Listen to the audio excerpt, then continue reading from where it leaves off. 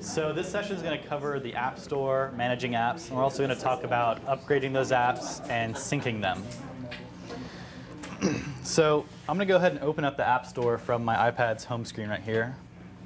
And the great thing about the App Store versus getting software on your computer or even on an Android device is that it's curated by Apple. So everything that gets in here is of a certain quality. It can't be malicious. It can't really do bad things to your iPad. So don't be afraid to explore and install apps that you're interested in but you don't know about. A lot of the process of getting to know your iPad is trying a whole bunch of different things, and some of them might not work. So you can remove them and try something else. So browsing is probably a really good way to find apps on the App Store. Lots of different categories here. Education. They feature certain things throughout the year. Backyard barbecue right now. I want to take a look at the App Store Essentials, which just flew away. It'll be back. There it is. OK, so I'm browsing around in App Store Essentials. And let's install an app that I don't have. So you guys got some apps with your iPads, but obviously you're going to install more that we didn't provide or that you're just interested in. One of them we talked about yesterday was Paper by 53. It's right here. So if I tap on the app icon or name, I'm going to get a page that gives us a lot more information on the app. Some information from the developer, screenshots so you can get a feel for what the app feels like, and you can flick through those. And then a whole bunch of customer ratings and reviews that will tell you some insight and sometimes give you other alternative apps to look at.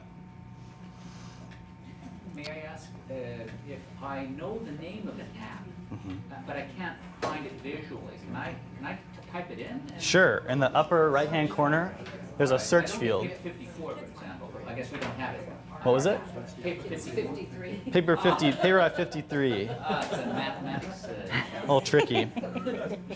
Yeah, you could definitely search. In this example, I'm browsing to find the app.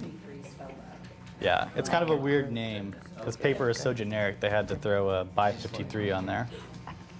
So once you're at an app's page, how do you install the app? There's obviously a nice install button right under the app icon. If it's a pay app, it'll tell you a price right there. And you just tap on it. You'll be prompted to enter your Apple ID and password. I'm going to unplug here for a second.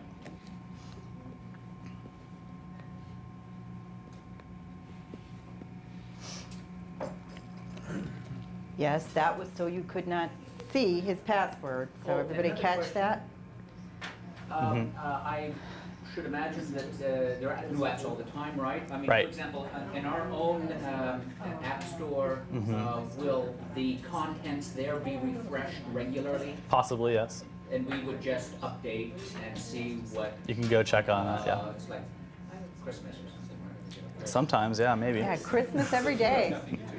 So once you hit install, the app will appear on your home screen in a blank spot. It might be a page or two down from where you are, and it will download. Depending on your internet speed, might take a minute or a few minutes.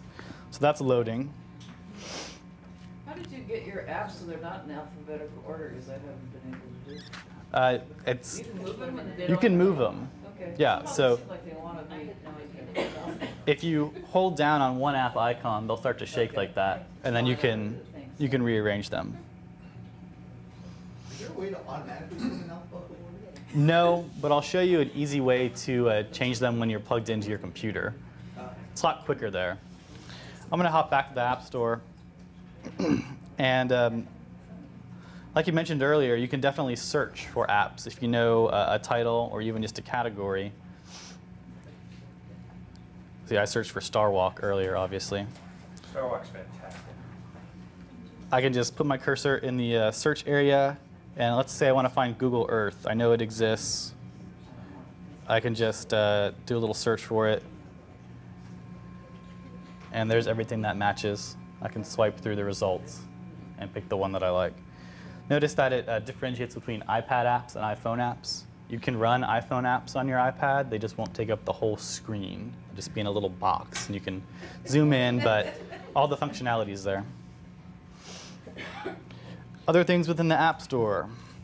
At the bottom, you'll see Featured, which is the main drop. Genius, as you buy apps, will suggest additional apps that might be similar to the ones you've already bought. As you play with apps, you might delete some from your iPad.